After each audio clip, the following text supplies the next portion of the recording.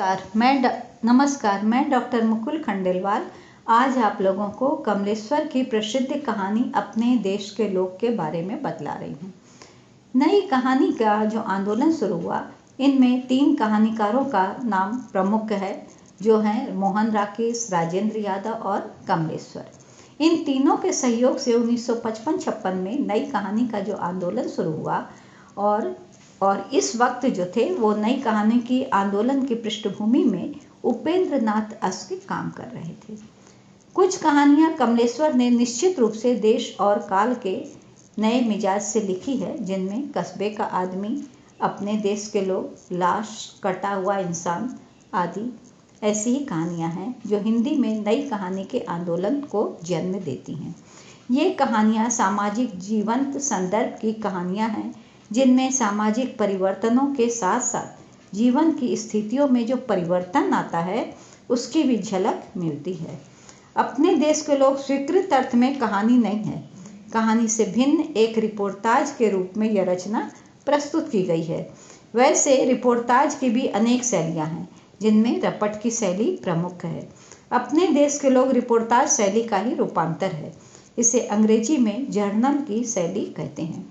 इस शैली की विशेषता होती है कि यह शैली एक साथ ही आत्मीय भी है और वस्तुगत भी।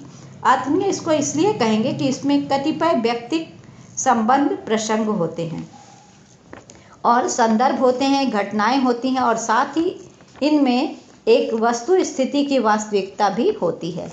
यह जर्नल शैली द्वितीय विश्व युद्ध के बाद पूर्वी साहित्य में बहुत उभर कर आई, जैसे जापानी कथा साहित्य में, भारतीय कथा साहित्य में और फिलिस्तीनी कथा साहित्य में। व्यंग्य लेखकों ने इस जर्नल शैली का प्रयोग विशेष रूप से किया है। युद्ध, अकाल, उच्छेदन, जातीय संकट आदि के आंतरिक वृत्तों के लिए यह शैली सबसे लचीली शैली है और इसकी नमनीयता भी इसके प्रभाव विस्तार का कारण है। अपने देश के लोग में यह व्यंग्य रिपोर्टाज है, जिसमें कुछ अंतरंग आंकड़ों के सहारे देश की स्थिति का एक रेखा चित्र प्रस्तुत किया गया है। यह रेखा चित्र एक साथ ही रूप और रंग दोनों की अभिव्यक्ति है। कहानी का विषय सामयिक भारतीय जीवन है। नई कहानी का लेखक जहां मध्य वर्ग के अंतरंग संबंधों को लेकर कहानियां लिखता है, वहीं वह बहिरंग संबंधों की कहानियां भी लिखता है। देश काल परिस्थिति के बिगड़ते हुए संतुलन की कहानियां भी इस युग में बहुत अधिक लिखी गई। मध्य वर्ग की संवेदना कहानियों में इतना विस्तार पहले कभी नहीं पाई थी। इस दृष्टि से मध्य वर्ग का चित्रण, प्रामाणिक चित्रण नई कहानियों में मिलता है। अपने देश के लोग उस उपराम पीढ़ी की कहानी है जो अपने आर्थिक प्रयत्नों के संकटमय दबाव के भीतर जी रही है। यह संकट अदृश्य भी है और दृश्य भी है। इसी दृश्य अदृश्य संकट को लेकर कुछ बहुत अच्छी कहानियां लिखी गई हैं, जिनमें कस्बे का आदमी है, हंसा जाए अकेला, मिसपाल और ये आदि कहानियां आती हैं। ये कहानियां एक तेजी से बदलते हुए भारतीय मध्यवर्ग की आशा, निराशा, जय पराजय, संघर्ष और समझौते की मार्मिक कहानियां हैं, जिनका कथ्य और विषय काफ़ी फैला हुआ है और जिनमें शैलीगत प्रयोग की वास्तविक विविधता है। इनमें भी सबसे अधिक प्रभावशाली कहानियां व्यंग्य कथाएं हैं, जिन्हें असंगतियों को उभारने के लिए कहानीकार काम में लाता है। ये असंगतियां दुर्निवार हैं और इनकी दुर्निवारता ही मानसिक संकट बन जाती है। यही कारण है कि कहानियां बहुत गहराई में जाकर वस्तु स्थिति का उद्घाटन करती हैं। लाश जैसी प्रसिद्ध कहानी जनतंत्र की विरूपता का भयानक ढंग से मार्मिक और कलात्मक चित्रण है। इसी तरह कस्बे का आदमी में मध्य वर्ग की मानसिकता मूर्त होती दिखाई पड़ती है। इन कहानियों की तुलना में निश्चय ही अपने देश के लोग एक साधारण कहानी बन जाती है, किंतु व्यंग्य की दृष्टि से यह कहानी जो है अपनी अलग पहचान रखती है। व्यंग्य रचना का अर्थ ही होता है असंगतियों का बोध और असंगतियों का उद्घाटन। किसी भी पद्धति, विचार, व्यवस्था या जीवन दृष्टि में जब किसी अंतर विरोध को लक्षित किया जाता है, तब वह रचना व्यंग्य रचना बन जाती है। साधारण रूप से व्यंग्य एक अलंकार है, लेकिन अपने संपूर्ण रूप में व्यंग्य एक शैली भी है और स्वयं एक विधा भी है। इस दृष्टि से कमलेश्वर, शरद जोशी, हरिशंकर परसाई, श्रीकांत वर्मा और मोहन राकेश की कहानियों में थोड़ा बहुत अंतर दिखाई पड़ेगा। देश काल की कहानियां इन सब ने लिखी, किंतु जहां परसाई और शरद जोशी का व्यंग्य बाहरी और एक हद तक राजनीतिक मिजाज का सूचक है, वहीं कमलेश्वर और मोहन राकेश के व्यंग्य में मानवीय नियति से साक्षात्कार की चेष्टा भी है। इस दृष्टि से परमात्मा का कुत्ता और अपने देश के लोग की तुलना एक विशेष प्रयोजन से रोचक है। अपने देश के लोग में स्थितियां वही है जो परमात्मा का कुत्ता में है। एक में अफसरशाही की विडंबना को लक्षित करने का प्रयास किया गया है, तो दूसरे में संपूर्ण व्यवस्था की विडंबना को पर्दाफाश किया गया है। परमात्मा का कुत्ता एक नाटकीय वातावरण से शुरू होती है, किंतु अपने देश के लोग एक वक्तव्य से शुरू होती है।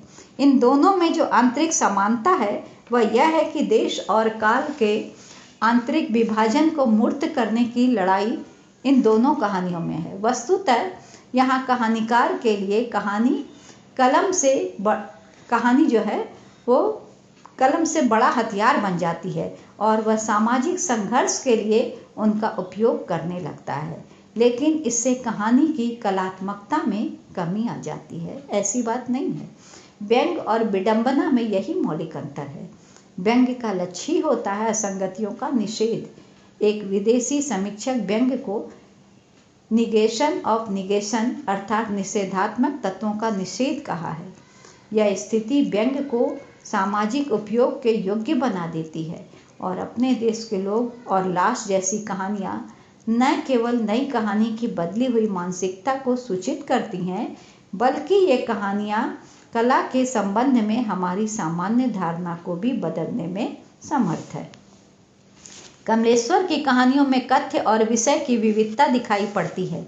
जहाँ राजा निर्वंशिया और कस्बे का आदमी जैसी कहानियाँ उन्हें गांव और उसके आसपास के जीवन से संबद्ध करती है, वहीं बथान और कैंडीविच से संबद्ध उनकी कहानियों में महानगरों के जीवन का तनाव भी देखने को मिलता है।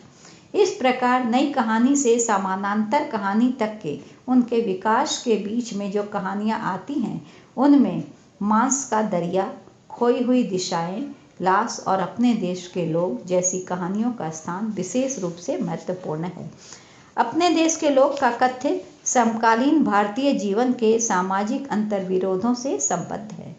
एक विशेष परिवेश के वातावरण को मानवीय व्यवहार से मूर्त करने का यह प्रयास निश्चित ही और भी महत्वपूर्ण हो सकता था यदि इस कहानी को चुटकुलों वाली व्यंग्य शैली में न लिखा गया होता।